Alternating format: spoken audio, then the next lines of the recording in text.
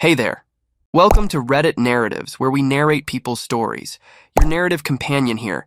Hit subscribe, ring the bell, and if you enjoy, smash that like button. Now, let's dive into today's tale. I can't possibly tell anyone I know about this story, so here it goes.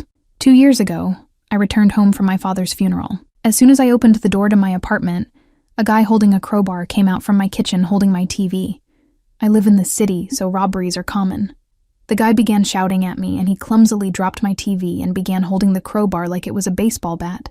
I was so stunned at what was happening that I didn't move.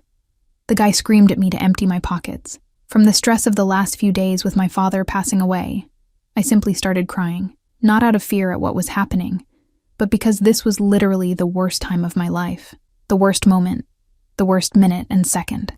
While crying hysterically, I gave the guy my wallet. I just sat on my floor and hugged my knees and told him, through my tears, to take whatever you want. He hesitated, looked down at me. He dropped my wallet and sat down beside me. Immediately, he began to comfort me. He began to apologize.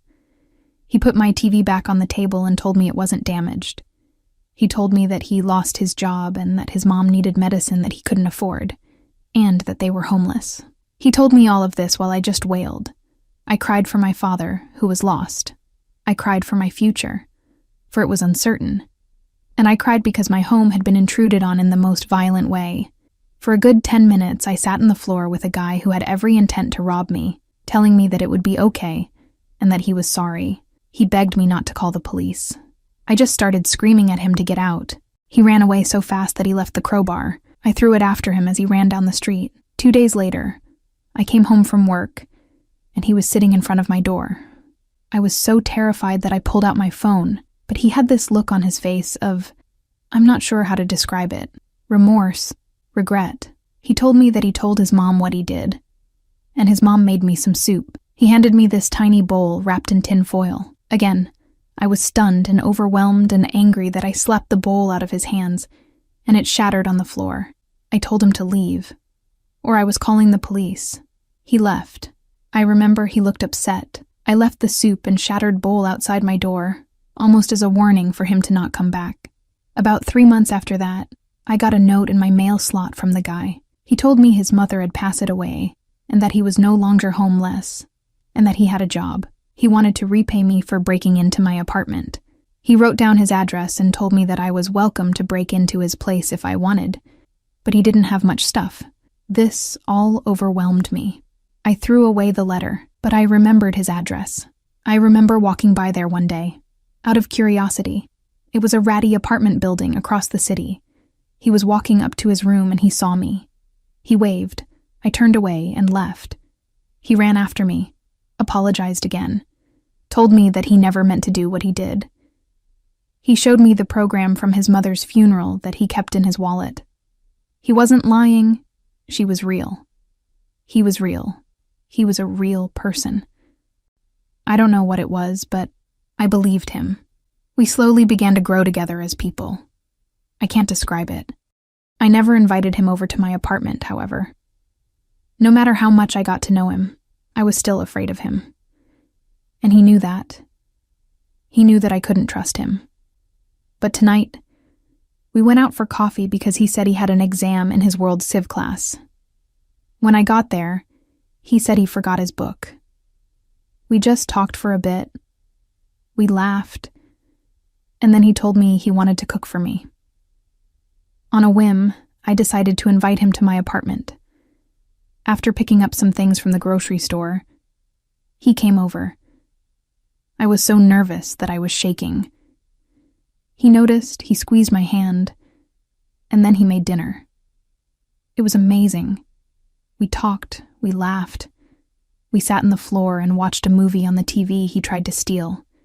We made jokes about it. And then he told me that he missed his mom. I gave him a hug. Then he left. I don't know what I feel, but I do know that I can't give up on people anymore. Some people just have the shit end of life.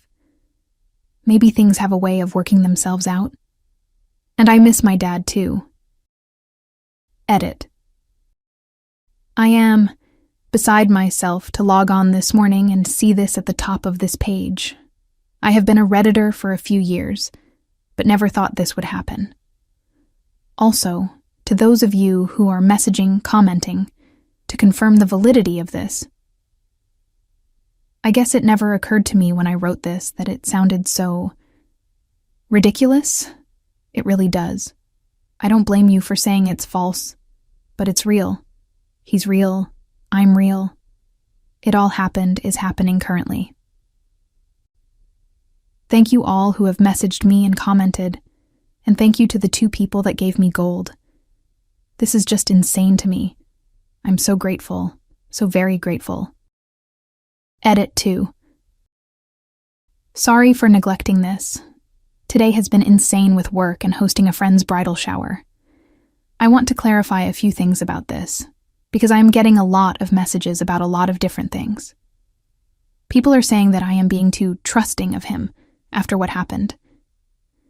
You're right, I suppose. I mean, I live in the heart of one of the most dangerous cities. My friend was robbed just a few years ago and was actually physically injured as a result of it. So, me trusting him did not constitute me giving him a hug after he broke in.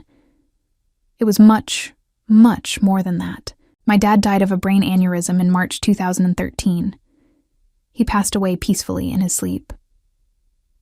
The thing about my dad, though, was that he was the most generous, most kindest man in this world. I know people like to say that about their parents, but it's true about my dad. When I was 4, I remember him giving these guys a ride from prison. They were released after serving their sentence, but had to walk to get to where they were going. My dad picked them up, had them hop in the back of his pickup truck, and took them home. He put his life, and basically mine, at the hands of these people who could have hurt us. They didn't thank God. My dad taught me to be selfless and understanding of the world and of people, and I loved him for that. But when I lost him, it shattered me and turned me into an entirely different person. After my dad died, I became severely depressed and angry. I was angry at everything. I had to take a leave from my job. I teach 2nd grade. All day, I would lay in bed and think about how much I hated God, or whatever higher power, for taking my dad away. Nothing seemed worth it. After the guy, my friend, broke into my apartment, I hated him for a while. I hated my dad for making me so trusting, because I didn't call the cops on the guy. I hated my dad for dying. I hated him for being so incredibly compassionate and better than me. I hated myself for being vulnerable. I just hated everything. The guy who tried to rob me is a person. And of course, I constantly ask myself when I'm with him, what happens if he tries to hurt me or rob me again? But the thing about him is that he knows I'm thinking this, and he constantly tries to reassure me. We have grown together as people, as I said. There's a whole 2 years that I didn't post in this recounting because it would be like a novel-length post. Do I like him? I don't think so. I don't think he likes me. I think we both understand, respect and honor the other for our mutual struggles. We're proud of each other, and we're both guilty of things. Me for shutting out my friends, family, and students and becoming an awful person after I lost my dad, and him for going to incredible lengths to try and save his mother from experiencing incredible agony in her final moments. I intend to show him this post. I want him to know. He doesn't have a computer or internet, but I think he'll find this humorous. His story is not mine to tell. How his mother died is not my story to tell. What exactly drove him to pry open my front door with a crowbar is not for me to tell. What happened to his family is not for me to tell. But what is for me to tell is that he is a human. He is flawed. God, he's so flawed. But after knowing him and learning about his life, about his childhood and the tiny little child who used to be so passionate about school and learning as he was, as he told me, I know that he has his story. I have my story. You have yours.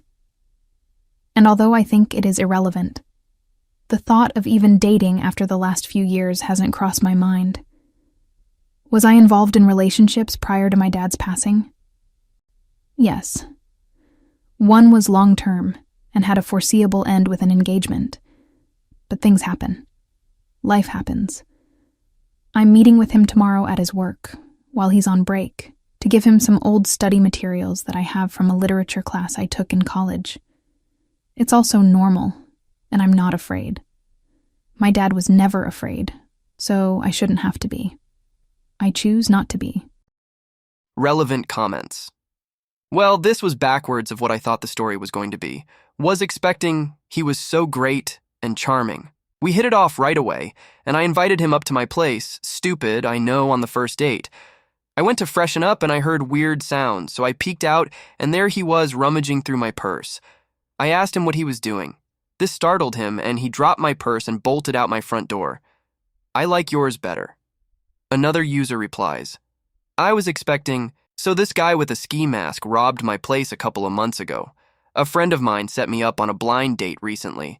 I kept feeling like I've met this guy before. I know of people who make soup for the homeless. This is the first time I know of a homeless person making soup for someone else. Home invasion and chill. How I mugged your mother. Who should play the characters? First update. Hey, so I posted a couple of days ago about how I went on a date with this guy who tried to rob me. This is just a quick follow-up. Nothing major.